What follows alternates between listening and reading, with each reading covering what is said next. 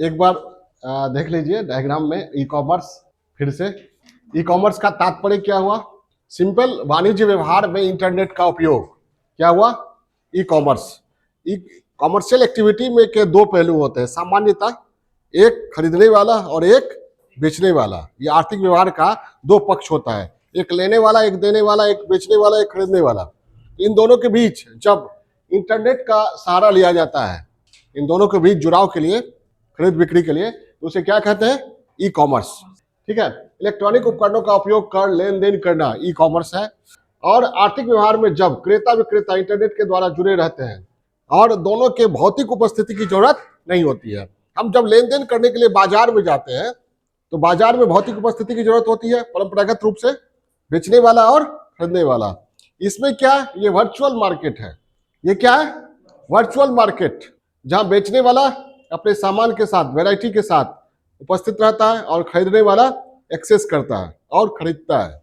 और इसके लिए आपको कहीं जाने की जरूरत नहीं होती है। जिस तरह समाज बनाने की जरूरत नहीं होती है, उसके लिए जाना नहीं पड़ता है।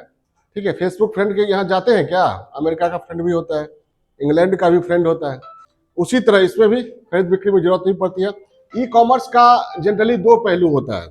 जब बिजनेसमैन बिजनेसमैन से जुड़ता है, बिजनेसमैन बिजनेसमैन से जुड़ता है और जुड़ने के क्रम में इंटरनेट का उपयोग करता है, तो वो हो गया B2B, बिजनेस टू बिजनेस।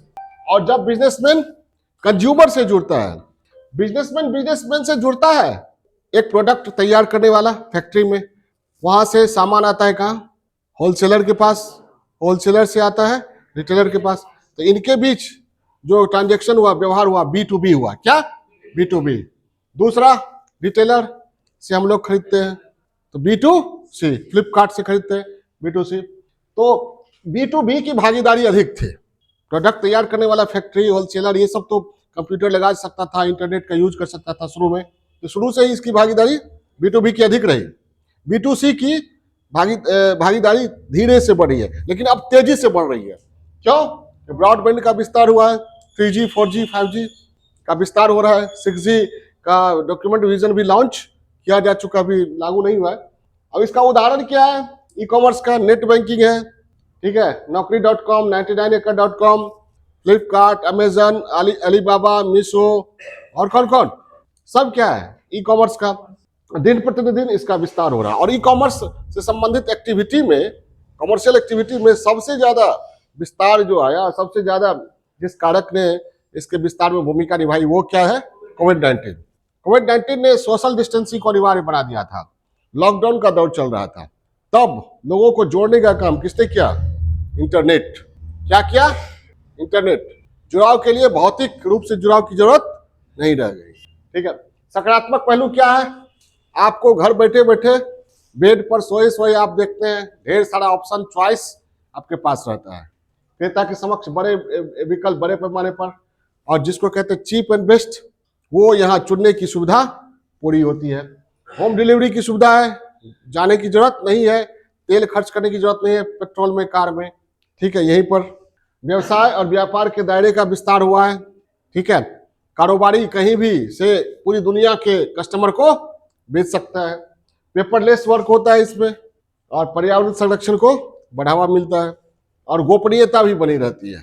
आप किसके लिए खरीद रहे हैं, किसको दे रहे हैं, क्या खरीद रहे हैं, ये आप ही जानते हैं। ठीक है, या फिर वो कंपनी जान सकती है। तो प्रॉब्लम क्या है, समस्या क्या है? इससे जुड़े नेटवर्क से जुड़ी हुई समस्या है। नेटवर्क काम नहीं करता है, ब्रॉडबैंड का विस्तार जगह जगह ठीक से नहीं हुआ है, समस्या है ना। ट्रांजेक्शन में समस्या, धोखाधड़ी की समस्या। 2000 का सामान आप ऑर्डर किए, पता चला वो 2000 का चश्मा वो सड़क के किनारे 200 रुपये का चश्मा आपको भेज दिया गया, और फिर उसके बाद रिटर्न बांटते रहिए, फिर वो शिकायत शायद ही पूरी होगी। निजता से जुड़ी समस्या, आप अपना सारा डाटा जब खरीद करते हैं तो दे देते हैं उसको। ठीक है, उस डाटा का उपयोग कुछ भी हो सकता है। और ये डाटा जो फ्लिपकार्ट है, अमेजन है, alibaba.com, ये विदेशी कंपनियां जो है, वो डाटा तो अपने यहाँ सेव करती है ना। तो डाटा लोकलाइजेशन का मुद्दा एक जुड़ा हुआ है। हमारी सरकार चाहती है, कोई भी सरकार चाहती है कि उसके नागरिकों का डाटा कहाँ रहे? देश में रहे, उसके एक्सेस में रहे, पहुंच में रहे। क्लियर है? और साइबर क्राइम तो समस्या है, इस पर साइबर क्राइम पर विस्तार से हम लोग पढ़ेंगे। क्लियर? तो समस्या समाधान क्या होना चाहिए? ब्रॉडबैंड का विस्तार होना चाहिए, साइबर लॉ का कड़ाई से क्रियान्वयन होना चाहिए, और डाटा लॉकराइजेशन की समस्या का समाधान होना चाहिए, प्राइवेसी से जुड़ी समस्या का समाधान होना चाहिए। ओके।